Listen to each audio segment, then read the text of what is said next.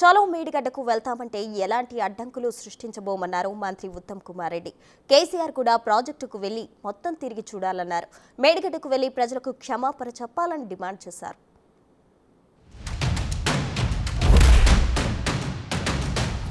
చలో మేడిగడ్డ అనే ప్రోగ్రాం ఏదైతే మేము తీసుకున్నామో మన మార్చి 1 నాడు ఉదయం 8:30కు మా పార్టీకి సంబంధించిన శాసనసభ్యులు అదేవిధంగా శాసన మండలి సభ్యులు గౌరవనీయులైన పార్లమెంట్ సభ్యులు మాజీ శాసనసభ్యులు మాజీ ఎంపీలు మాజీ ఎమ్మెల్సీలు ఇంకా ఇతర ముఖ్యులు దాదాపు ఒక 150 నుంచి 200 మందిమి ఇక్కడ నుంచి బయలుదేరిపోతాం. తెలంగాణ భవన్ నుంచి బయలుదేరి ఒక్క మేడిగడ్డ మాత్రమే కాదు, మొదటి రోజు మేడిగడ్డ పోతాం.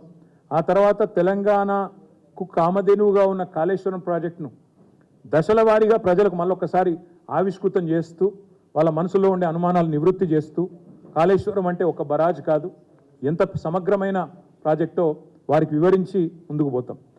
TRS party working president Kalvakuntla Taraka Ramarao garu చలో మేడిగడ్డనే పిలిపించిండు. వాళ్ళలాగా ఈ కాళేశ్వరం ప్రాజెక్టు, మేడిగడ్డ బ్యారేజు, ఆ పంప్ హౌజులు మేము ఏమీ నిషేధిత ప్రాంతంగా పెట్టడం లేదు.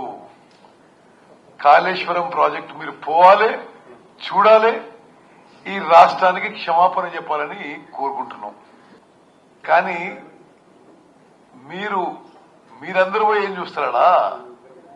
అసలు కాళేశ్వరం ప్రాజెక్ట్ కి chief designer, chief planner, chief engineer మొత్తం నేనే కట్టించి చెప్పిన కేసీఆర్ గారు ఆయన పోయి చూసి అక్కడ కూలిపోతున్న మేడిగడ్డ బ్యారేజ్ చూసి రాష్ట్రానికి క్షమాపణ చెప్తే అది తగిన విధంగా ఉండేది.